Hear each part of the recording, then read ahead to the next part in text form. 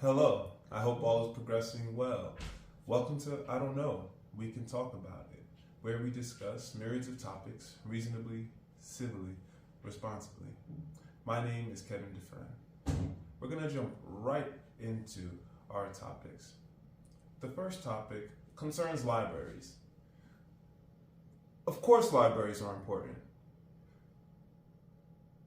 All the benefits that are in this article about libraries proves that years of research shows the effectiveness of libraries for students.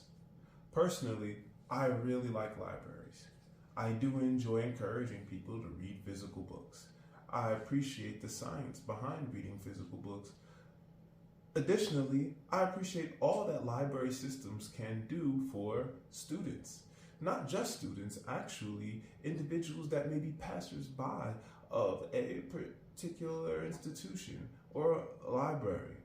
Libraries tend to have documents, articles, research, artifacts, if you will, that are not accessible everywhere else, like a museum that allows people to touch the offerings. I appreciate libraries so much, and when finals come around, libraries are one of the most popular spots to be. Even before finals, libraries tend to be one of the best places to be on a college university campus. Additionally, libraries prove very valuable for local communities at large. The importance of a librarian is what the article is referring to, and what a librarian can offer is very valuable to anyone that enters a library space, especially anyone that might not have a particular background with library research, for example.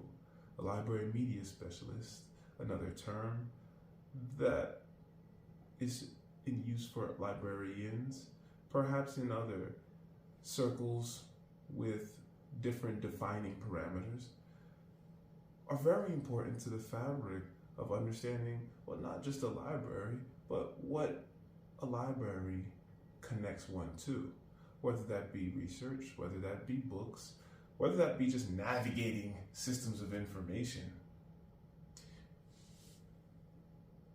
I understand that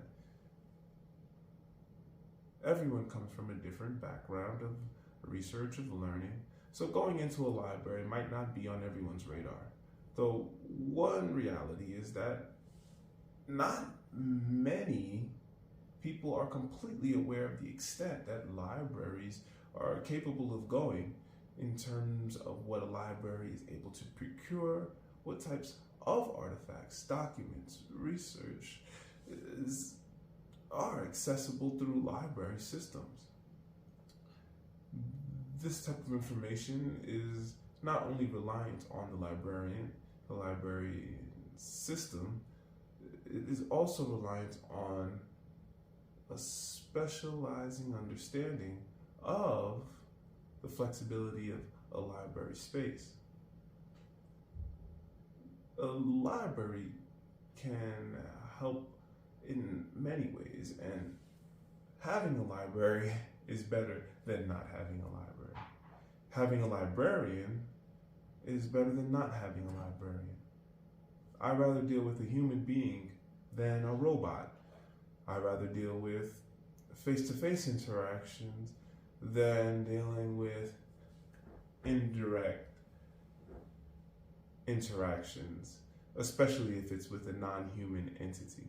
What can I say? I love the good of humanity, and it's not just because of growing up in a world where people interact with people more often than not.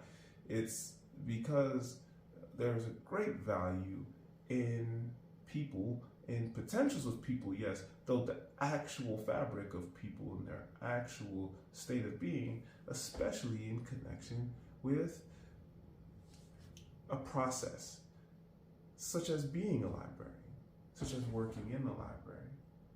And I greatly value librarians because libraries are an integral part of learning environments, of educational atmospheres.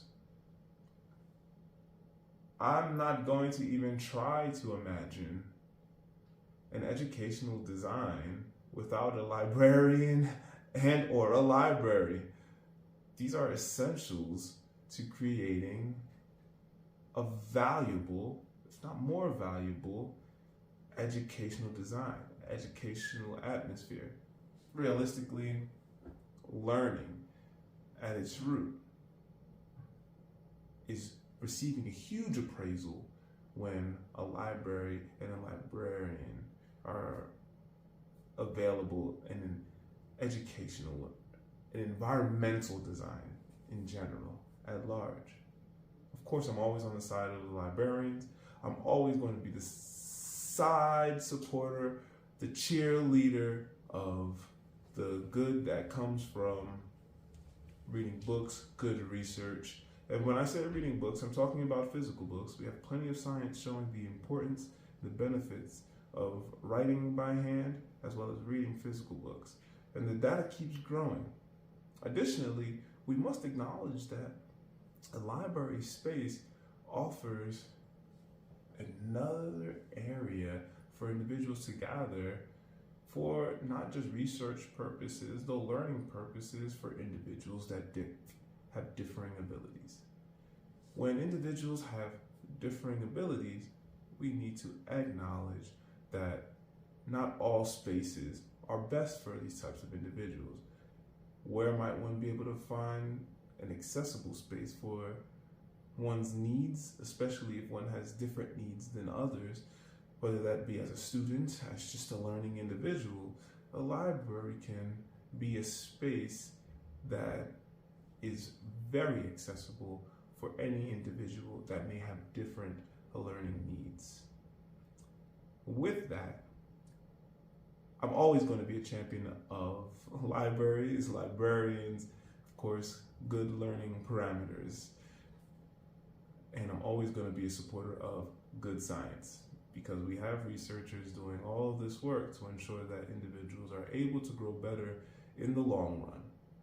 So we're going to be looking at the science more so than what might be popular economically. It's very important to stay in the grounding of research, especially decades of research. We have so much support in terms of we being learners advocating for certain learning parameters that are scientifically receiving support across the board for the benefits. There's so much research available to really acknowledge the importance of certain types of areas of environmental designs, yes, at large, as well as, of course, in this particular case, considering the balance between environmental design inclusive of educational designs.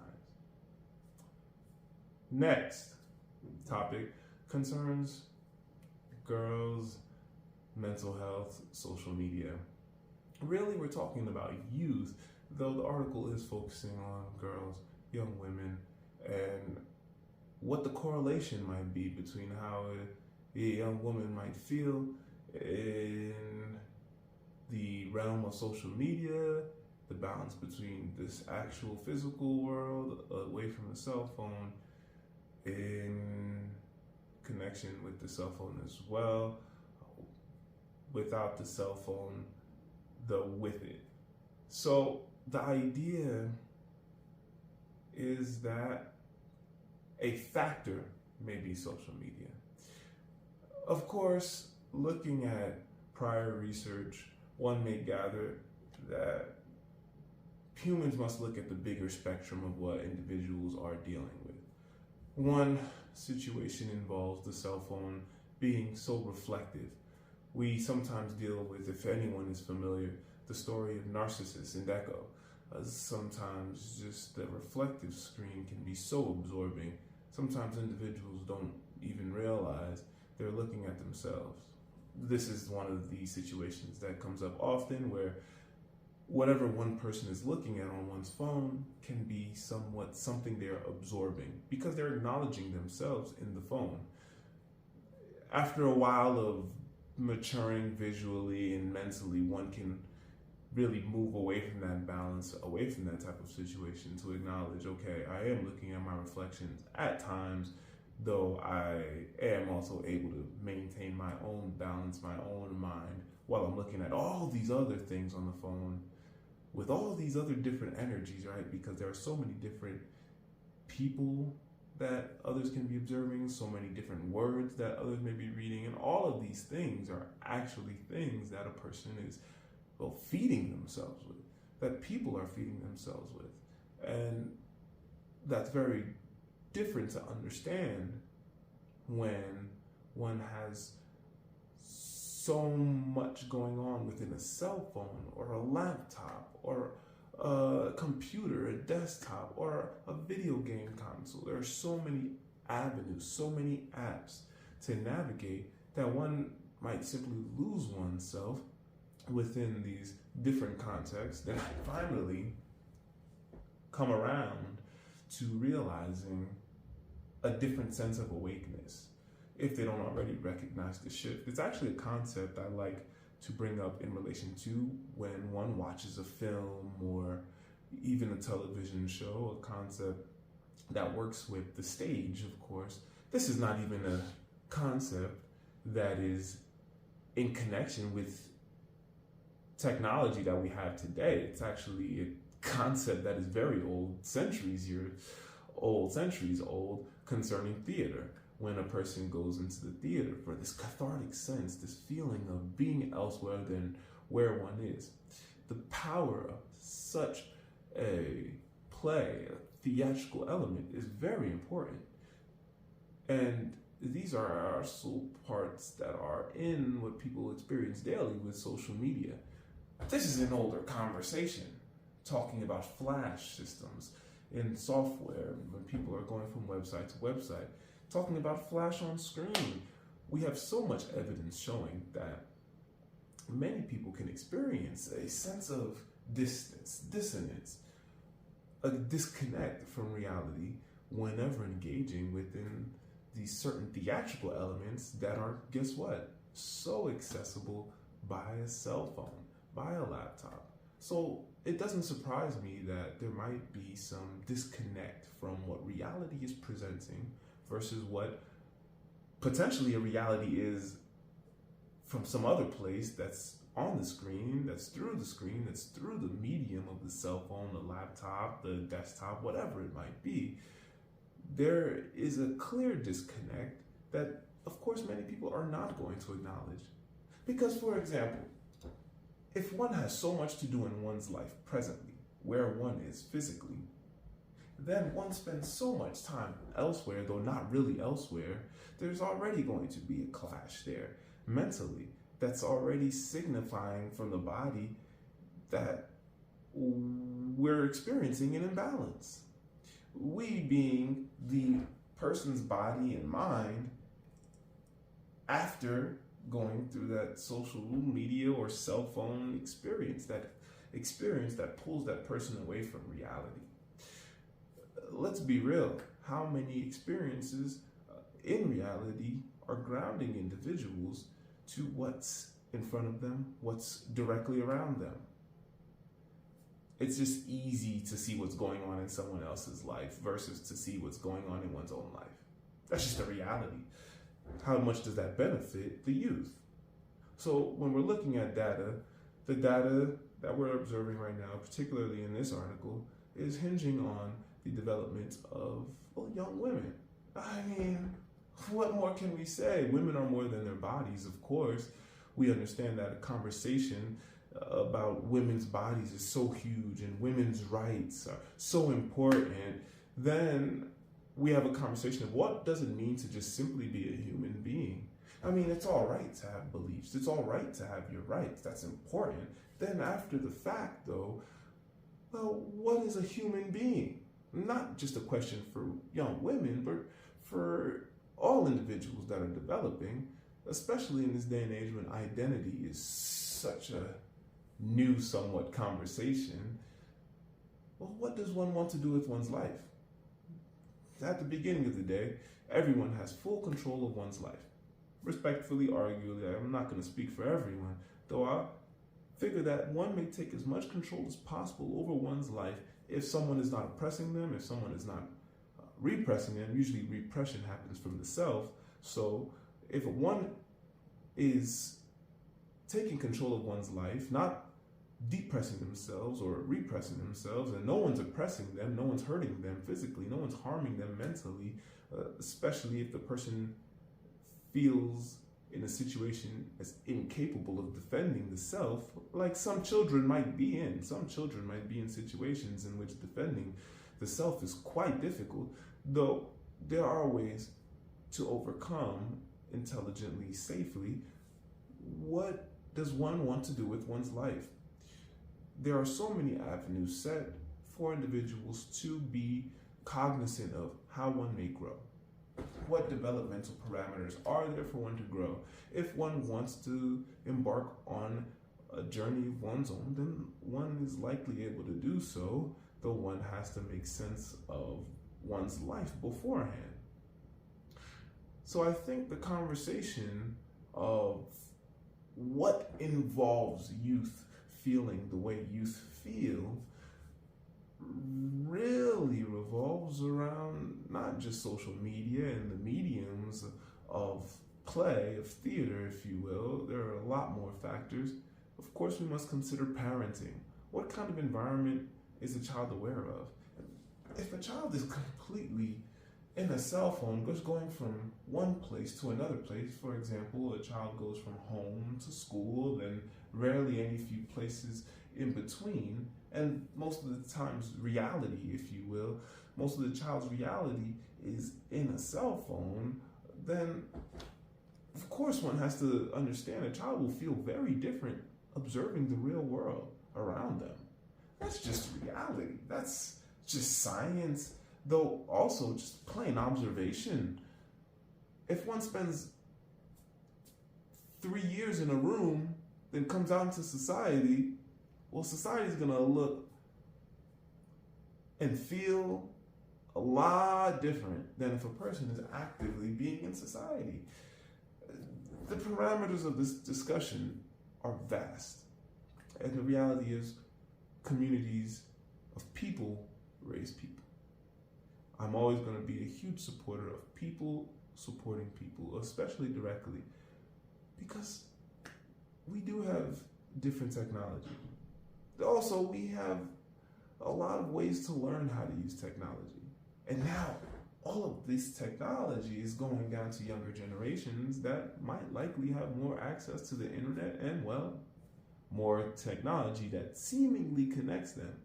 Though does the technology really connect them? I mean, the person-to-person engagement is by far supremely valuable than a distant connection. There's more to this conversation, though I want to make sure to be aware that when considering any conversation about youth, mental health, and not just youth though, individuals in relation to technology and personal well-being, as well as social well-being exclusive of social media. I'm talking about how one's interacting with the world around them, is that environmental well-being in connection with the social. When considering these aspects, we must always consider the full human spectrums of development, which are quite wonderful, because it's amazing to be human. The value is in realizing one's potential and really going for all that one is able to in one's life in the best ways possible. Of course, keeping one's humanity, because, well, I don't know a human robot. Do you? Like, literally. All right. Of course, it's time for origami. So this origami sheet right here is very cool. All you have to do is, boom, fold it. This design is very simple to start because we're starting from a rectangle. But if you have a bunch of squares at your location, well then, try to make do with what you can. Maybe if you put two squares together, you'll get your rectangle you're looking for. That's one way to get a rectangle. Just saying. So first, we're going to fold the inside of the sheet, both corners to the central line. So after we have the central line from our initial fold of the rectangle, we're going to fold two corners in. Next, we're going to fold in this half. After which, we're going to take a gander here at what we should fold next. So I'm going to fold up this portion, this half. Okay, I'm going to take this corner here from the half fold and we're going to fold it. Then we're going to do the same for the other corner. Okay. Next, we're just going to fold in this edge that does not have a fold like the half fold. We're just going to fold it in to the center line.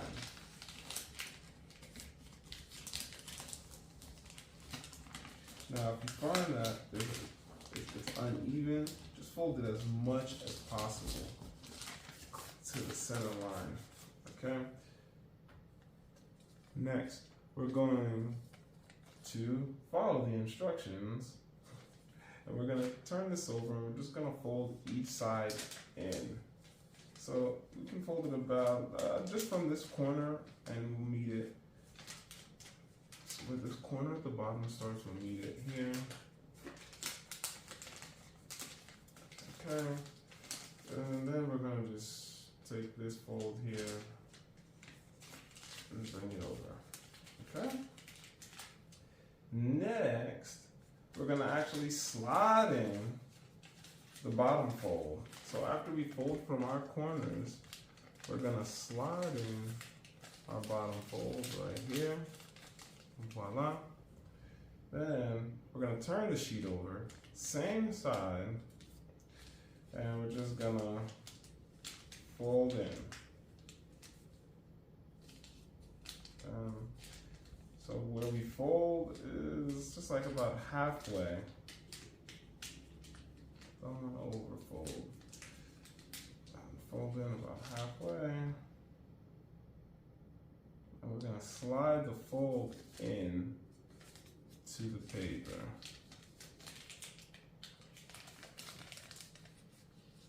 So we have this side here. We're going to just take it.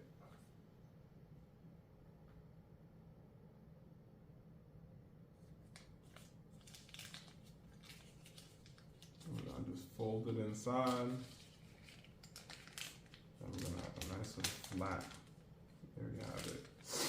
And then you can, nice little envelope. Ta-da! So as you can see, when we fold it over on this side, we're gonna have this design. It's like a double design. Pretty close, but it's definitely the bamboo envelope. So I like it. It's cute. Green seems to be an optimal color, and you can use it to give a gift to someone or send a message. All right, so now we're going to get to a topic, of course, I really enjoy talking about: books, reading physical books. So, Love Worth Making: How to Have Ridiculously Great Sex in a Long-Lasting Relationship by Dr. Stephen Snyder, MD. I remember finding the most value from this book in the fact that a couples therapist, a sex therapist, is readily available for any individuals that may need sexual therapy or couples therapy. These types of career paths, sex therapists, marriage counselors, family counselors, can be so beneficial to individuals that really have no idea where to start or are trying to work whatever is going on in their relationship out, though need someone in the middle. That may be helpful for one partner or another. For example, I understand I read these kind of books so that I can be a more mindful individual, so I can be a better romantic life partner. With that, when it comes to communication, of course, I'm always trying to find what's the best ways to communicate. And well, I enjoy talking person to person, though the reality is my romantic life partner, my future romantic life partner, may think that a mediator is best for whatever reason. Maybe in the person's life, there perhaps is a situation in which a person has a bad romantic experience when it's just one-on-one conversation and needs a therapist to be in the middle of the conversations to at least start with getting along well with conversations between the romantic life partner one-on-one. So there's a middle ground. And I think that can be very valuable for individuals that especially have ties.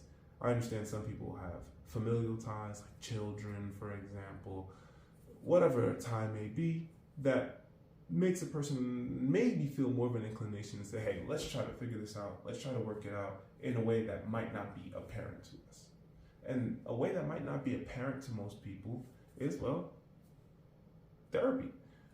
Couples therapy, family therapy, I think these are very important because there are other methods that a person in a relationship might trust from a doctor or a specialist, even if the person's romantic life partner might be saying these things, these methods, a person in a relationship might just feel more comfortable in saying, well, at least a specialist told us, or, this is what the therapist told us, and this is helpful. I know. It seems very, very different to hear that. Oh, a therapist is saying something that someone in the couple is saying, but the person in the relationship has to hear it from the therapist to believe it. Yes, science is science though. And there are some people that are like that. Is it wrong? Is it right? That's really beyond the point. The point is that at least there's a route toward the relationship, hopefully getting better onto a road, into a way that the couples, the people in the relationship want to be going to accomplish whatever goals they have for their relationship, and they can live happily ever after, right? We only have one life. So why not make it a happy one? So the whole idea is this text does offer a lot of valuable perspectives from this therapist's experience. I like the conversation style the therapist brings forward. I additionally like the openness the therapist brings forward. Most importantly, I really think that just the fact that the career paths exist to be of assistance to relationships exists is really cool. So it takes out the right or wrong factor some people might need in a relationship. I mean, hey, for me, I'm like, if I'm wrong, I'll be like, oh, I'm wrong. Thanks for the idea. Good job. Let's keep going. Not everyone's like that. That's just the reality. Sometimes, like I say, having a middle ground can be very helpful. Hey, who wants to be right all the time when you can learn better? Well, thanks for joining me for, I don't know, We Can Talk About It, where we discuss myriads of topics responsibly, civilly, and of course, well, reasonably. Onward and Upward, Kevin Dufresne.